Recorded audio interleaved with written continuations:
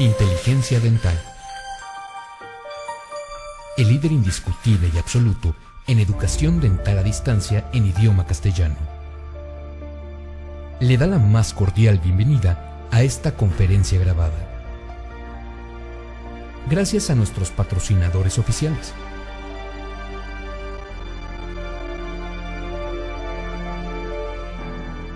Le ofrecemos siempre un amplio abanico de temas útiles y de actualidad,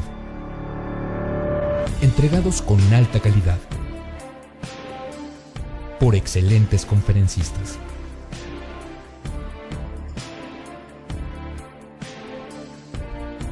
Es un placer recibirle en nuestras conferencias Webex en vivo por Internet, con sesión de preguntas y respuestas, o en nuestras conferencias grabadas, disponibles en nuestro canal de YouTube.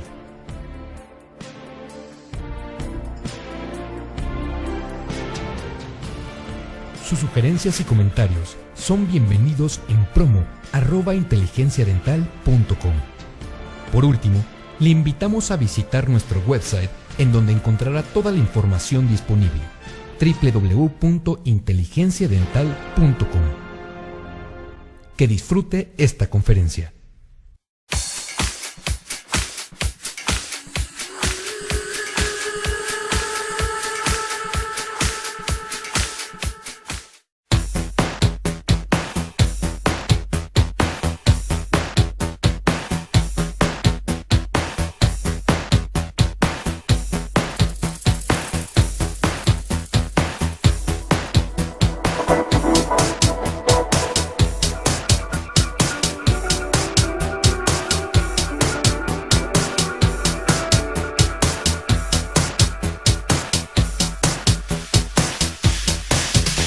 Hola, ¿qué tal? Buenos días.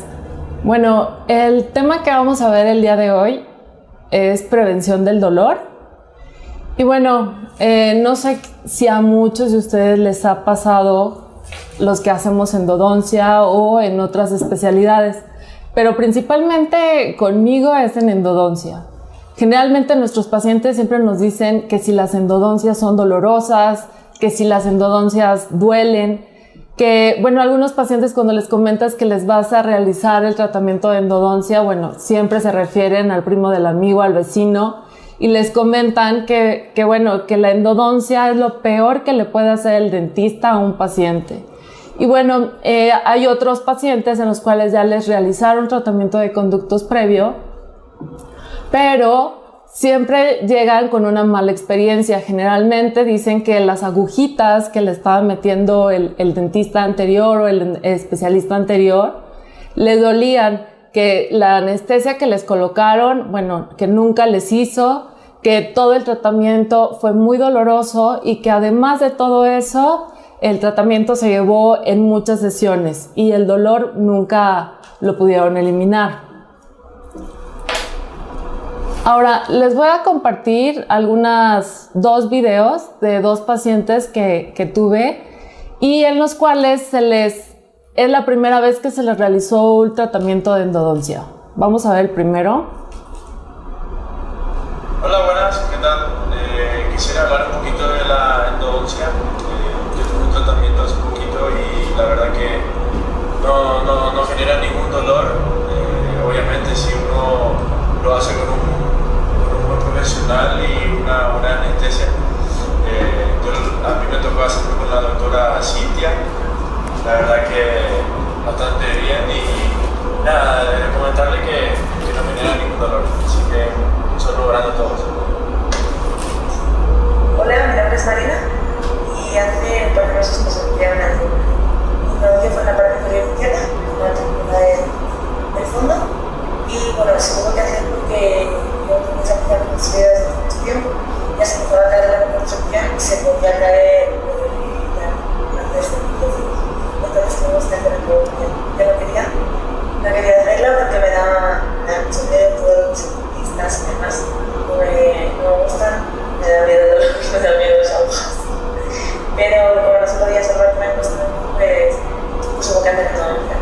Y a día de hoy estoy muy contenta. La visita fue muy rápida, fue en un solo día, como 1 hora y media, y no dolió nada. bueno, para que nosotros podamos lograr que nuestros pacientes salgan agradeciéndote el que no les haya dolido el tratamiento, pues la parte fundamental es la anestesia, y generalmente nosotros tenemos a nuestra disposición la anestesia local.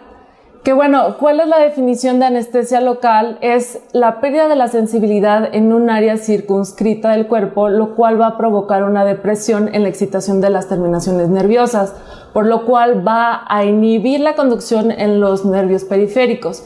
Y entonces esto nos va a crear que ya no haya una repolarización y una polarización de la membrana. Ahora, para que nosotros logremos una anestesia, no solamente la vamos a inducir por medios de anestésicos locales, también lo podemos inducir de diferentes formas.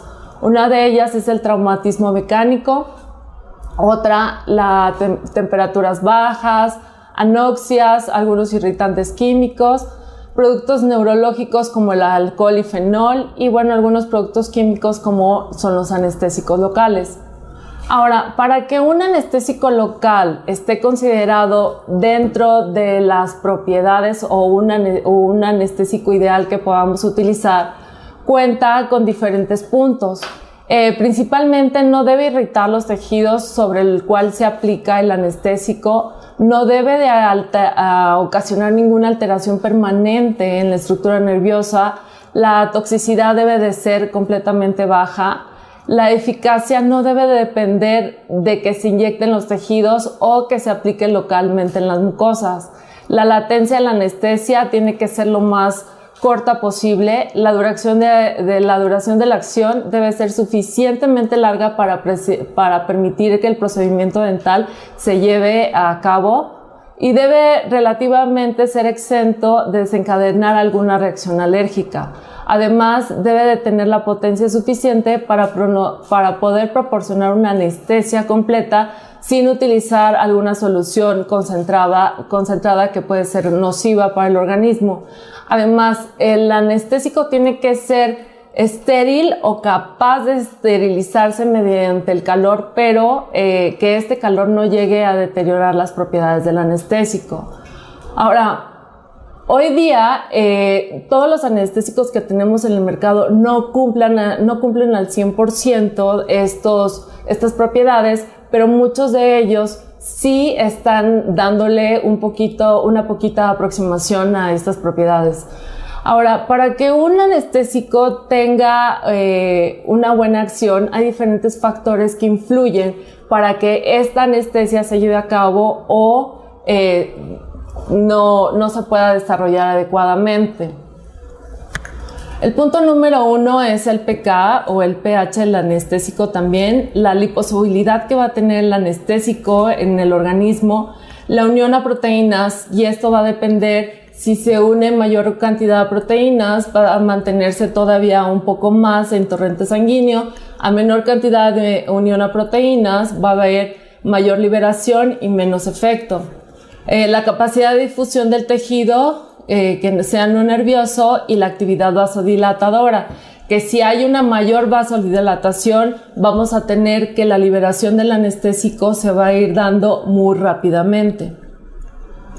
Ahora, les pongo esta tablita porque voy a explicar un poquito acerca del pK y del pH, que nosotros lo debemos de considerar para que generalmente cuando nosotros anestesiamos, pues nuestro paciente tiene un dolor en el momento.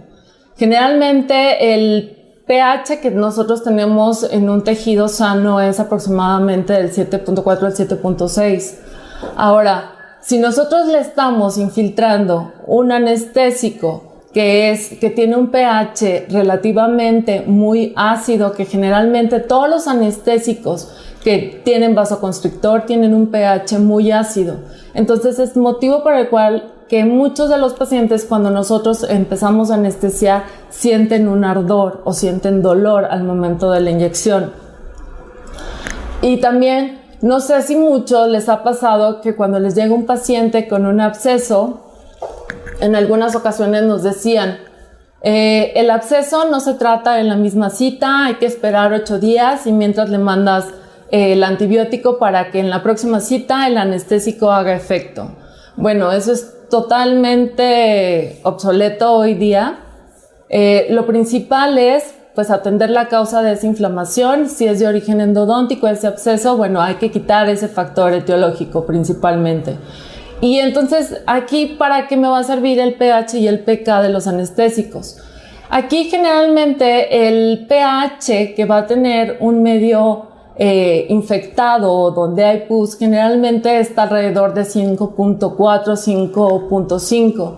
Entonces, si yo coloco un anestésico que esté con un pH ácido, pues este anestésico se va a ionizar y entonces no va a tener una buena liposolubilidad, una buena absorción. Entonces, lo que se sugiere en estos casos, cuando un paciente presenta un absceso apical agudo, es utilizar un anestésico con un pH menor y posteriormente, ¿para qué? Para que no haya que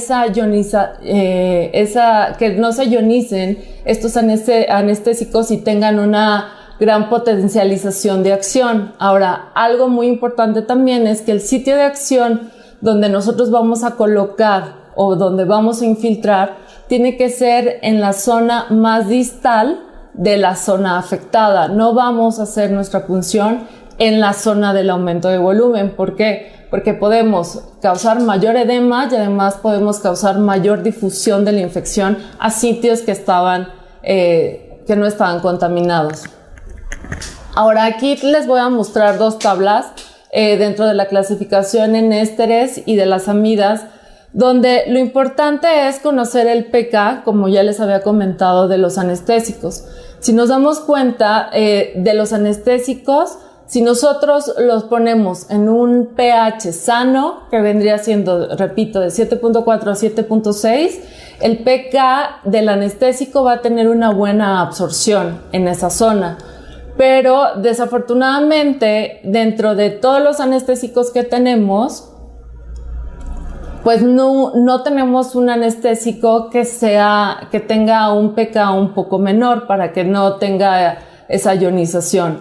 Pero lo que se ha observado es hoy día que el anestésico que podemos colocar en ese tipo de casos es la mepivacaína al 3%, ya que la mepivacaína al 3% tiene mejor difusión en este tipo de casos. Y además, por sí sola, la mepivacaína sin vasoconstrictor tiene una acción de corto plazo de vasoconstricción. Y además, si nuestro paciente tiene dolor, nosotros vamos a anestesiar un anestésico que sin vasoconstrictor es menos ácido que con vasoconstrictor. Ahora, antes, y es un punto muy importante antes de la colocación de cualquier anestésico, es saber esta tabla del riesgo ASA, para ver o considerar en qué nivel nosotros estamos teniendo o estamos recibiendo a nuestros pacientes. Con base en el riesgo ASA, nosotros vamos a clasificar a los pacientes si puedo utilizar vasoconstrictor o no puedo utilizar vasoconstrictor, o si lo puedo atender en el momento o de lo contrario, mejor solamente controlar el problema. El riesgo ASA 1, bueno, es un paciente completamente sano. El ASA 2, bueno, es un paciente que tiene una enfermedad sistémica leve, en el cual está clasificado los pacientes con diabetes tipo 2 que estén bien controlados, no a medias, tiene que estar con un buen control. Las pacientes embarazadas, pacientes epilépticos, pacientes con asma, alguna que tenga disfunción tiroidea, y que la presión arterial esté controlada o esté en un rango de 140 a 100, o a 90 o de 159 a 94 miligramos de mercurio. Ahora, en cuestión de la precaución, se puede realizar tratamiento electivo y considerar modificar el tratamiento. En este caso, nosotros podemos tratar a los pacientes en el consultorio, no solamente tener nuestras consideraciones si podemos utilizar el vasoconstrictor o mejor no utilizar vasoconstrictor. En el ASA tipo 3, bueno, pacientes con enfermedad sistémica grave que va a limitar la actividad pero no lo va a invalidar al paciente. En este caso son pacientes con angina de pecho estable que fueron mayor a 6 meses tras el infarto al miocardio, asma inducido por ejercicio, diabetes tipo 1 que esté controlada, epilepsia y que tenga algún problema a nivel de la tiroide, pero que tenga ya la sintomatología. Aquí también se puede hacer el tratamiento y lo mismo, considerar seriamente en modificar el tratamiento. Estamos hablando de la prevención en cuestión de emplear o no emplear el vasoconstrictor, y todo esto va a depender del tipo de tratamiento que yo voy a llevar a cabo con el paciente, porque en algunos tratamientos necesito citas cortas o solamente necesito una mínima cantidad de vasoconstricción. Entonces en ese caso, pues si utilizo mepivacaína al 3%, no voy a tener ninguna complejidad. Pero si necesito mayor tiempo de anestesia profunda, en caso de que requiera hacer una extracción o en caso de que requiera hacer un tratamiento de endodoncia, pues sí necesito mayor profundidad de la anestesia y por tanto sí necesito un vasoconstrictor. Entonces ahí nosotros debemos de considerar también cuál es el tratamiento de este tipo de pacientes, si puedo o mejor lo trato de otra forma. El paciente con enfermedad sistémica invalidante que supone una amenaza vital constante, que es el riesgo tipo 4, es angina de pecho inestable, menor de 6 meses tras un infarto de miocardio, convulsiones no controladas y bueno, la presión arterial elevada. Aquí el tratamiento electivo está totalmente contraindicado. Aquí son pacientes que no vamos a atender ya en el consultorio. Y bueno, aquí lo que se podría hacer es ya sea mandar un tratamiento paliativo con medicación y hasta que esté controlado es cuando nosotros lo podríamos tratar. Y el ASA tipo 5, bueno, ya es un paciente que está moribundo. Y bueno, en ese tipo de casos nosotros ya no lo podemos considerar para hacer un tratamiento a nivel de consultorio. Se pueden tomar cuidados paliativos o de lo contrario hacer tratamientos pero ya a nivel hospitalario con mayor control. Ahora, en cuestión de los vasoconstrictores, tenemos muchos vasoconstrictores hoy día en el mercado, pero generalmente todos manejamos con mayor frecuencia lo que es la epinefrina. ¿Y cuál es la función de los vasoconstrictores dentro del cartucho de anestesia? Uno va a reducir el flujo sanguíneo en el sitio de la administración. ¿Y esto para qué es? Reducir el flujo sanguíneo va a permitir que el anestésico se mantenga en mayor cantidad dentro del organismo y me dé mayor tiempo de trabajo. Retardan la absorción del anestésico local hacia el sistema cardiovascular. Van a disminuir las concentraciones plasmáticas del anestésico local para evitar una toxicidad. Aumentan la cantidad del anestésico que va a penetrar al nervio y lo que va a incrementar el efecto de la mayoría de los anestésicos locales. Y bueno, lo más principal en cuestión de los que hacemos cirugía, bueno, evitar o disminuir la hemorragia en el lugar de la administración o donde vamos a trabajar. Ahora, para la administración de los vasoconstrictores tenemos tanto indicaciones absolutas como indicaciones relativas.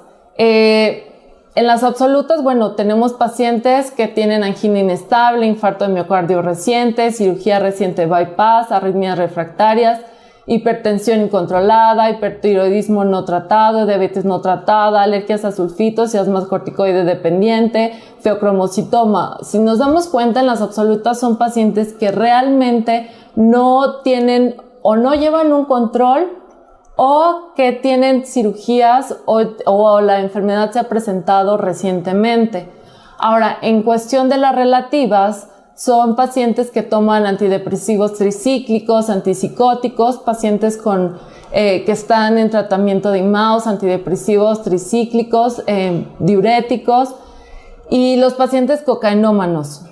Ahora, algo principal que debemos de considerar es que siempre debemos de llevar a cabo la interconsulta con los médicos antes de hacer cualquier tratamiento o si tenemos duda de alguno de los tratamientos con los pacientes.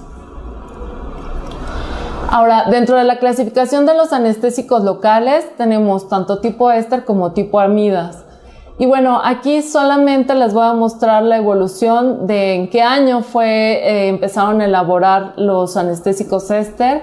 La procaína fue en 1904-1905 por Alfred Einhorn, la propoxicaína por Clinton y Lawizaki en 1952. Y bueno, algo que tienen en especial los anestésicos locales tipo éster es que su metabolismo va a ser a nivel de plasma. Cosa que en los de tipo amida, su metabolismo va a ser a nivel hepático, a excepción de la articaína, que la articaína se va a llevar tanto como a nivel hepático como a nivel plasmático. Y esto es porque la articaína va a tener dos propiedades que ahorita más adelante se los voy a mostrar.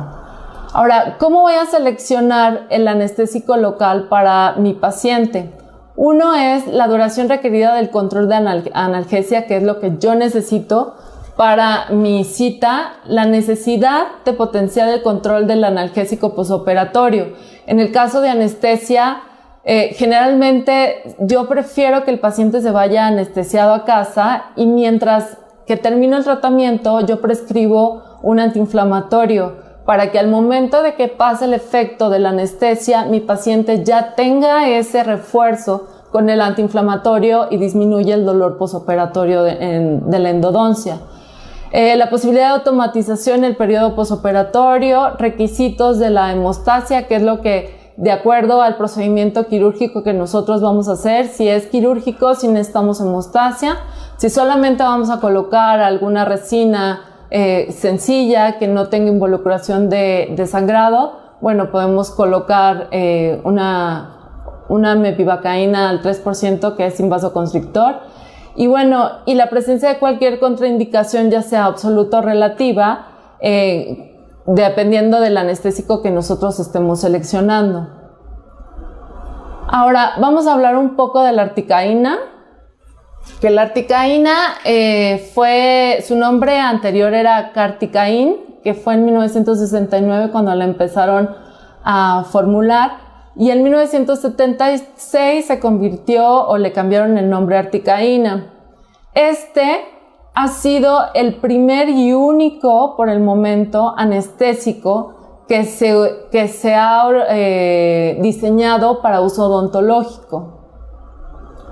Ahora, es una molécula híbrida, tanto tiene propiedades de amida, tanto tiene propiedades de éster. Por eso mismo tiene dos metabolismos, dos zonas de metabolismo, que es a nivel plasmático y a nivel hepático.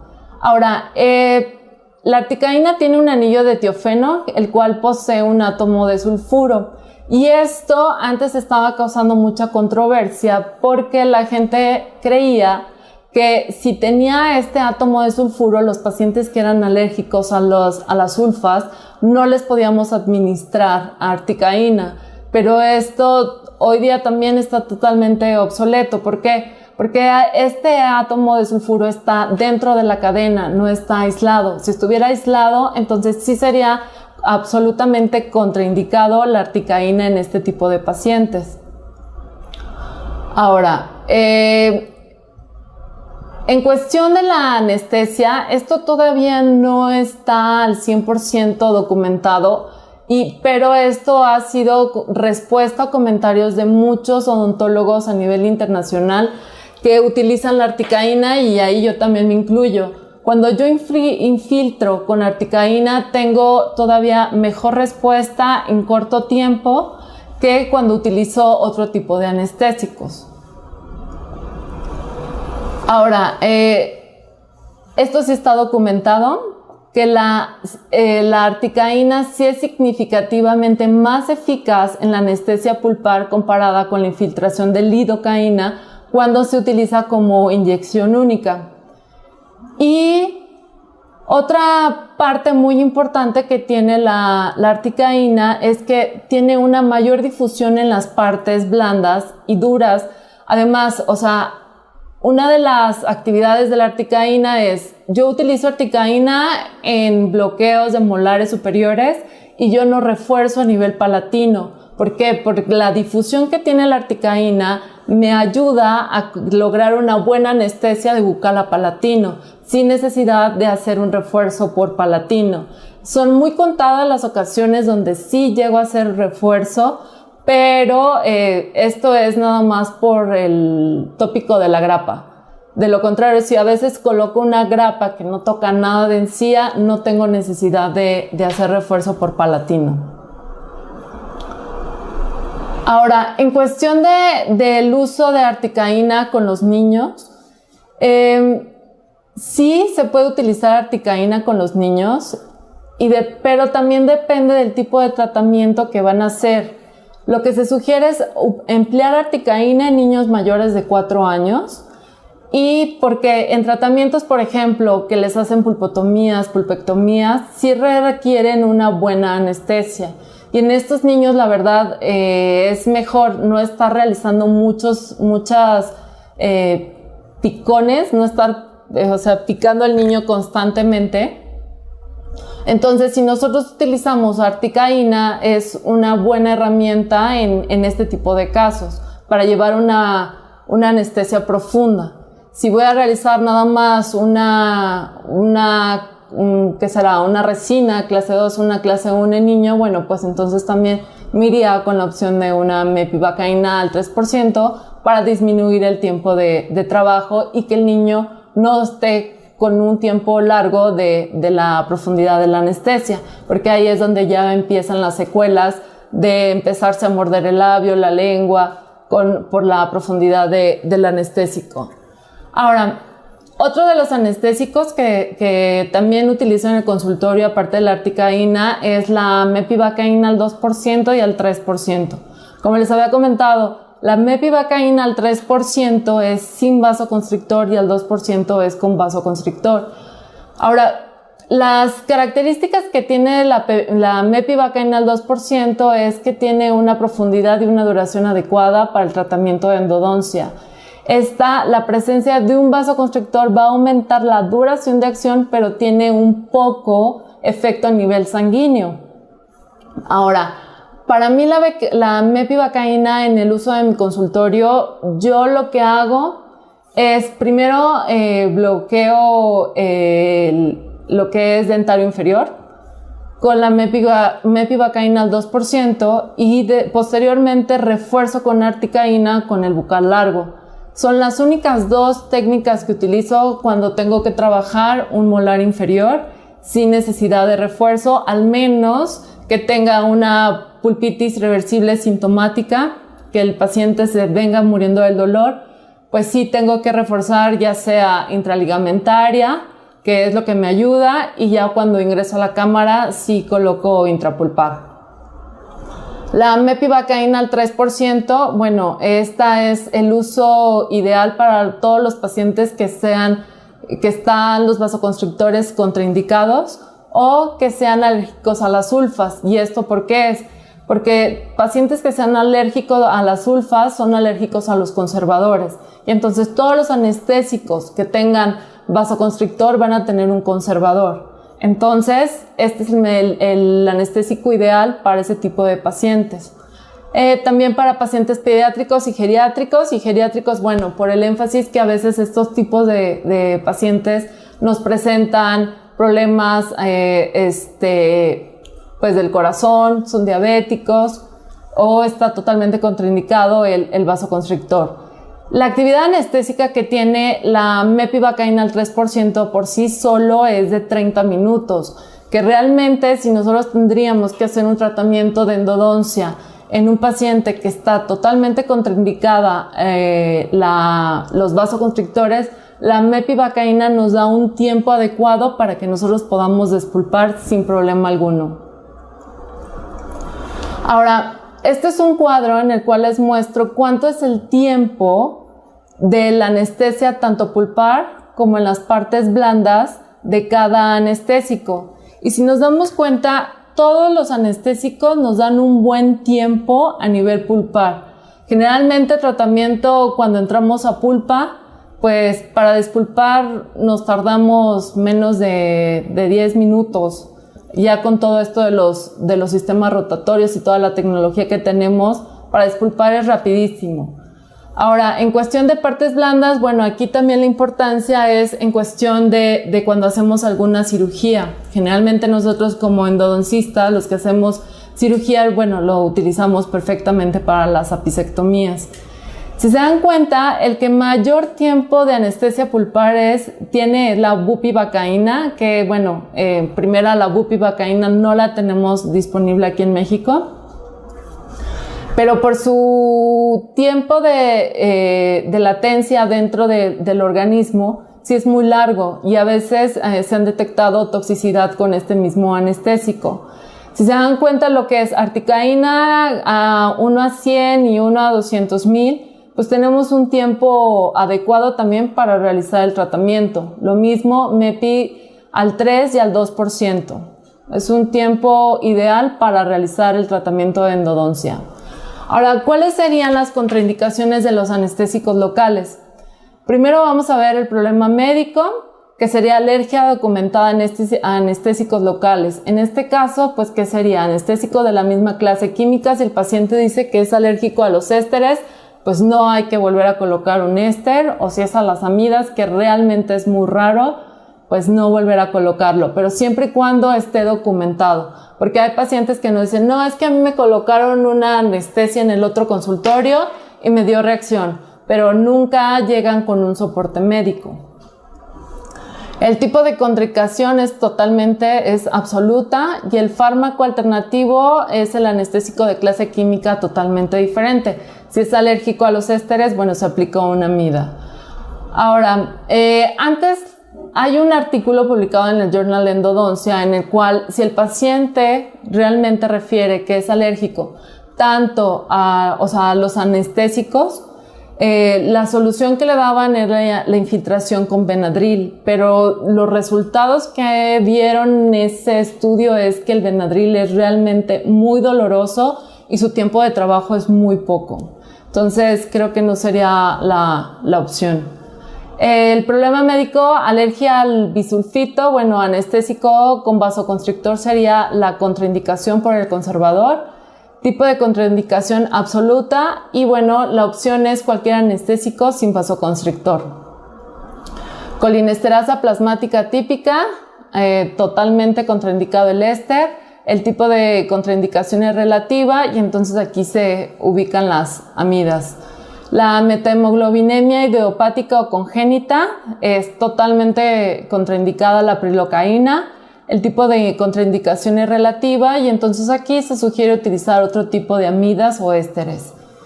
Disfunción hepática, si el paciente tiene algún problema a nivel hepático, bueno, aquí el fármaco que se debe de evitar son las amidas por el metabolismo, el sitio de metabolismo que se llevan a cabo. El tipo de contraindicación es relativa. Aquí sugieren que puedes utilizar, comentan que las amidas es el anestésico que tienes que evitar. Pero bueno, puedes utilizar o amidas o ésteres, pero con precaución y en menor porcentaje. La disfunción renal grave es amidas o ésteres, son cualquiera de las dos. La contraindicación es relativa, pero también te sugieren que sí lo puedes utilizar, pero por lo mismo, con menor porcentaje. Las enfermedades cardiovasculares graves en concentraciones altas de vasoconstrictor están totalmente contraindicados.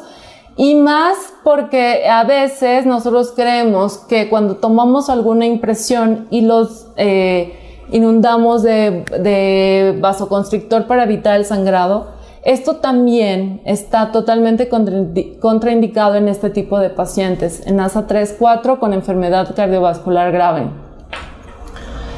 Su tipo de contraindicación es relativa. Y bueno, aquí lo que se sugiere son anestésicos locales con epinefrina en menor dosis, 1 a 200,000, como podría ser la articaína, y o mepivacaína al 3% o la prilocaína al 4%. Y en pacientes con hipertiroidismo clínico ASA 3 y 4, totalmente contraindicaciones altas de vasoconstrictor. Lo mismo, no se les pueden colocar los hilos de retractores inundados en epinefrina. El tipo de contraindicación es relativa Y bueno, se sugieren los mismos anestésicos que con los pacientes con enfermedad cardiovascular grave. Y bueno, aquí también tanto los anestésicos van a tener interacciones con algunos medicamentos que nuestros pacientes a veces están tomando. Esto a veces como que nosotros no le hacemos caso, pero sí tiene mucha importancia. Por ejemplo, aquí en cuestión de los anestésicos locales, el fármaco que va a interaccionar son los adrenérgicos, los bloqueadores beta-adrenérgicos, los antiarrítmicos, el alcohol, los antidepresivos, los antipsicóticos, los opiáceos, los relajantes musculares, los inhibidores de la colinesterasa. Entonces, estos medicamentos nosotros debemos de considerarlos antes de la infiltración a nuestros pacientes. ¿Por qué? Porque en este caso de los bloqueadores beta-adrenérgicos, el metabolismo se lleva en el mismo sitio, a nivel hepático del anestésico local. Entonces el anestésico se puede ver disminuido.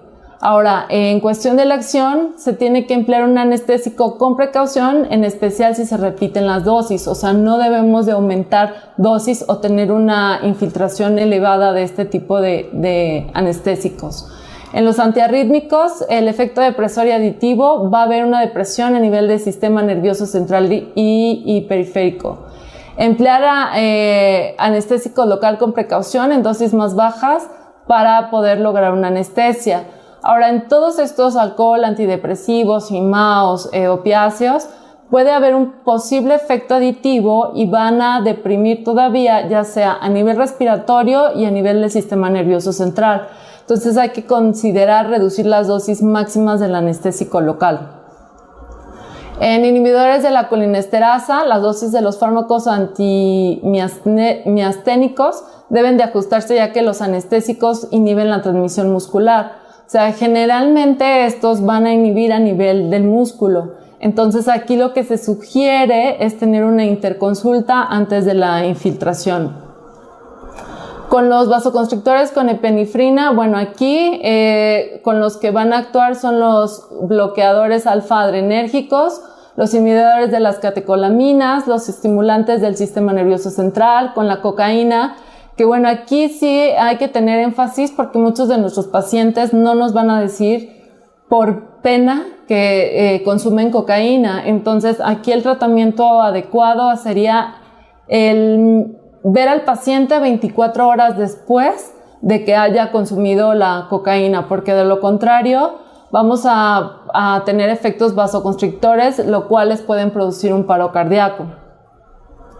En los glucósidos, bueno, podemos tener riesgos de arritmias cardíacas. En este caso sí se requiere interconsulta. En las hormonas tiroideas, la dosis elevada de cualquiera de ellas puede causar la toxicidad cardíaca. En los antidepresivos tricíclicos también pueden aumentar los efectos sistémicos de los vasoconstrictores. Ahora, les voy a hablar un poco de las agujas, porque esta también es una de las herramientas que nosotros debemos de considerar de importancia. Y esto es porque no sé si a ustedes en la escuela siempre nos decían, lo que vamos a utilizar es aguja corta de 30. Entonces nosotros como que no entendíamos a qué significaba, o si nos explicaron o no lo que era la longitud o cuál era el 30, el 25G. El 25G, la G significa galgas, y bueno, esto lo que son 25, 27 y 30G equivale al calibre que va a tener la aguja. Y entonces aquí la aguja va a tener tanto un diámetro externo como un diámetro interno. Si se dan cuenta, entre menor sea el calibre, mayor va a ser el diámetro. Si es mayor el calibre, el diámetro el externo es menor y el interno mucho menor. Ahora, pongo estas dos imágenes para que vean la diferencia en cuestión de la apertura que tiene la aguja. Yo utilizo estas agujas en mi consultorio porque a pesar de que tiene las mismas características que las demás, el tipo de bisel es adecuado, porque esto me va a causar que no me rasgue el tejido y pueda entrar directamente. Además, esta perforación que tiene aquí, vean la dimensión, el diámetro, es mucho mayor que las otras agujas. Esta es la de Septojet, este es Septojet XL. Y entonces aquí, ¿qué va a permitir? Que el anestésico salga con mayor fluidez sin estar haciendo mayor presión, porque esta presión es lo que va a permitir que el paciente tenga mayor dolor durante la infiltración. Estas son las categorías o la clasificación de las diferentes agujas. Estas generalmente se utilizan para la infiltración intraligamentaria y estas, bueno, son las que generalmente utilizo para mis bloqueos. A mí no me enseñaron a utilizar a infiltrar con agujas largas y la verdad sí les tengo miedo, pero yo.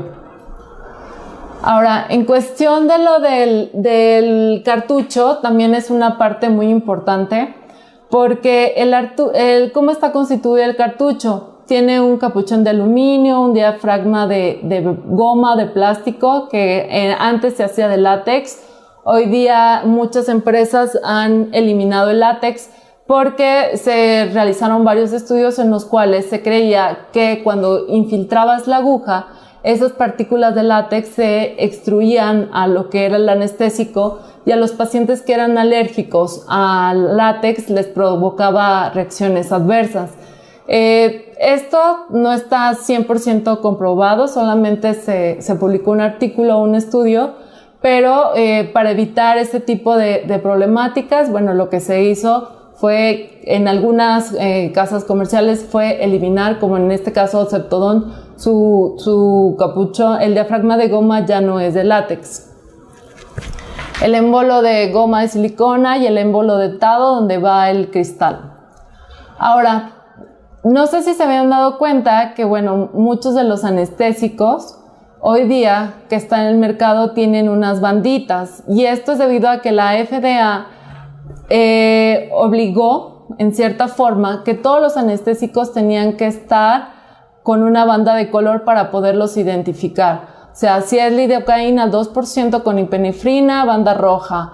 Igual, si es 1 a 50,000, aunque sea lidocaína al 2% con epinefrina, es verde. La lidocaína simple es azul. MEPI al 2% es café. O la mepivacaína al 3% es verde. La ARTI es doradita. Al 1 a 100,000, la articaína al 4%, 1 a 200,000 es verde. La prilocaína es amarilla, con anestésicos sin vasoconstrictores, negra, y la bupi es azul. Ahora, algo también muy importante es que el anestésico, el cartucho, tiene una película milar. ¿Y esto para qué me sirve la película milar? Esto me da seguridad que si en el momento del cartucho se me llega a caer o se me lleva a resbalar, no se va a fragmentar.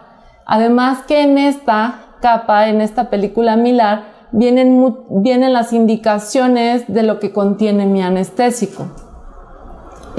Ahora, la solución del anestésico está compuesto del cartucho está compuesto por un anestésico local, el cloruro de sodio, el agua destilada, el vasoconstrictor, el metabisulfito sódico y el metilparabeno.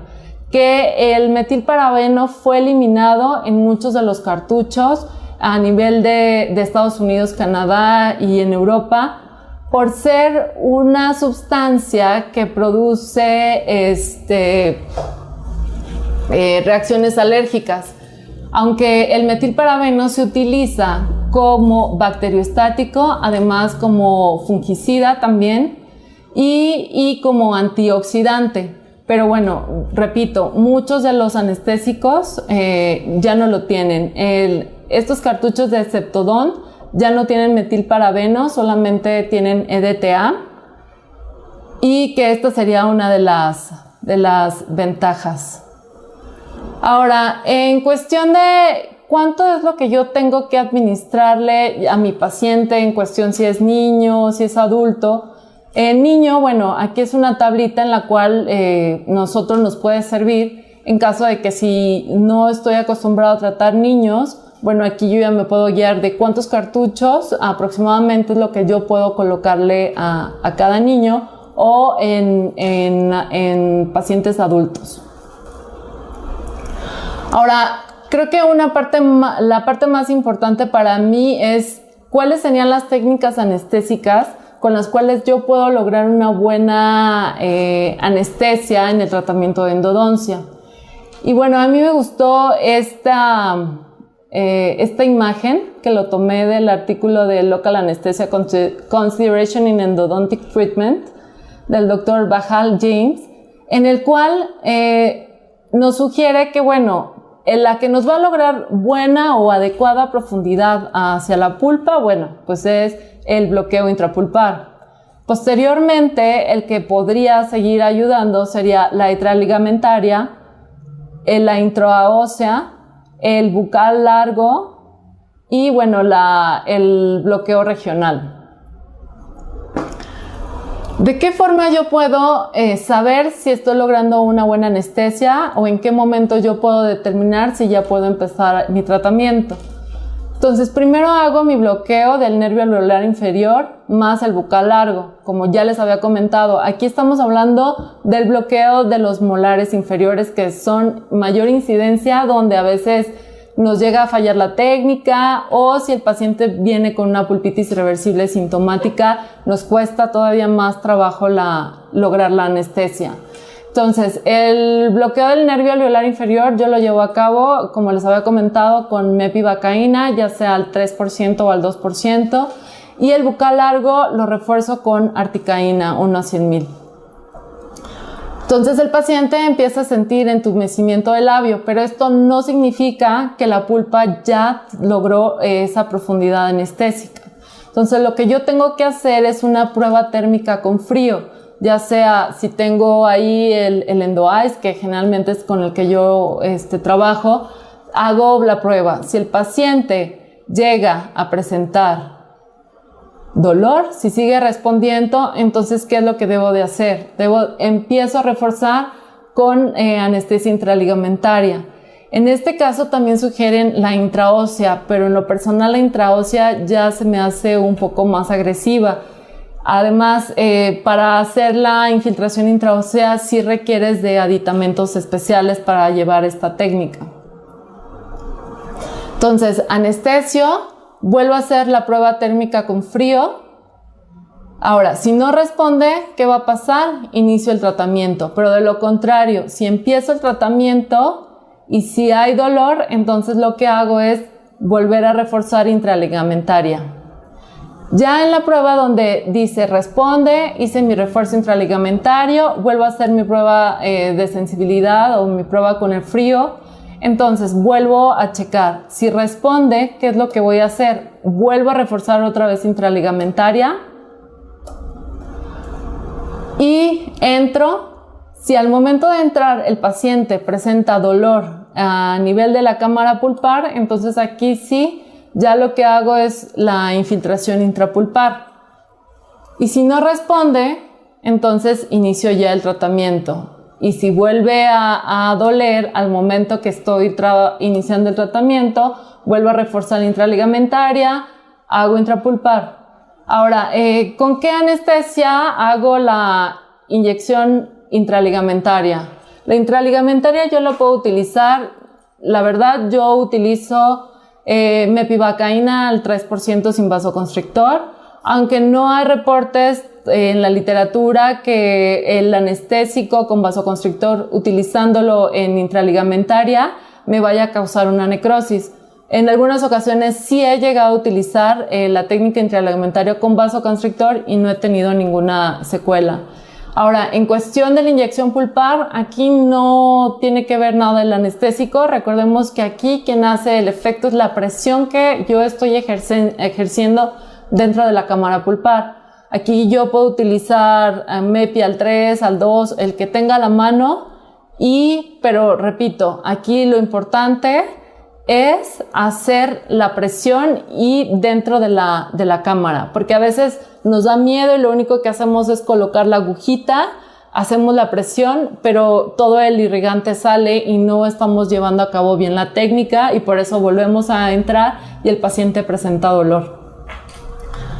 Ahora, en la técnica intraósea se sugiere colocar bucal con articaína al 4% con epinefrina 1 a 100,000 antes de utilizar intraósea. Ahora, esto es una cronología para también evitar que nuestro paciente vaya a tener dolor. Y aquí vienen varios puntos de los cuales ya hablamos previamente. Agentes o la metodología empleada para disminuir el dolor, bueno, en cuestión de la aguja, en la penetración de la aguja, es primero anestesia tópica. Hay mucha gente que no le gusta la anestesia tópica porque dicen que no hace efecto, pero bueno, para colocar una buena anestesia tópica sí requerimos de 5 a 10 minutos mínimo para que haga efecto. Ahora, jalar el tejido tenso, que es la distracción que nosotros debemos de ejercer para poder introducir la aguja y que no haya este dolor. La liberación de la solución anestésica a esta velocidad de infiltración. Se sugiere mínimo 1 minuto para que nosotros podamos estar infiltrando a nuestro paciente y que no presente dolor. También hay agentes computarizados, sistemas computarizados para hacer este tipo de anestesia o agentes buffer o carbonizadas. Ahora, en cuestión de las propiedades de la aguja relacionadas con la percepción del dolor, uno es el diseño del bisel, las propiedades de desviación de la aguja y el revestimiento, que el revestimiento generalmente no generalmente, todas las agujas que tienen Septodon están revestidas de silicón. Y entonces esto va a permitir también, además de la punta del bisel, que entren libremente sin ninguna obstrucción durante la infiltración. Otra de las características es el diseño del lumen. Como ya les mostré, las de Septojet XL, el lumen es muy amplio. Y entonces aquí, si el lumen está amplio, la salida de mi anestésico va a salir libremente sin que yo esté ejerciendo también mayor presión. Y el revestimiento lo mismo. Ahora, en cuestión de la eliminación de la aguja, pues limitar el número de inyecciones con la misma aguja. Metodología de inyección tiene que ser precisa, no estar haciendo muchas infiltraciones. La aguja tiene que estar totalmente su estructura, el revestimiento otra vez cuenta, el diseño del bisel otra vez cuenta en cuestión de la aguja y las propiedades de desviación de la aguja. O sea, si se dan cuenta, también para lograr una buena anestesia y que mi paciente no tenga dolor durante la anestesia, que es lo que más ellos les importa, sí hay que considerar qué tipo de materiales son los que debo de tener en elección. Para mí, en cuestión de la anestesia, es una parte muy importante porque si yo logro una buena anestesia, el paciente te va a decir que eres bueno. Si no logras una buena anestesia, el paciente te va a recordar y desafortunadamente no te recuerda de la mejor manera. Ahora, en cuestión de los anestésicos que vamos a colocar en pacientes embarazadas, bueno, de acuerdo a la FDA tenemos esta clasificación A, B, C, D y X, que generalmente los anestésicos que utilizamos están dentro del rango del B y C. La lidocaína con y sin vasoconstrictor es B, es seguro, sí se puede utilizar en el embarazo y en la lactancia.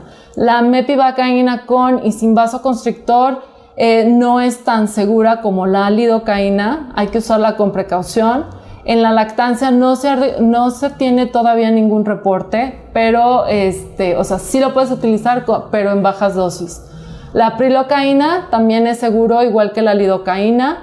La articaína también está dentro de la misma categoría C de la mepivacaína. Se puede utilizar con precaución y en la lactancia también, pero a menores dosis.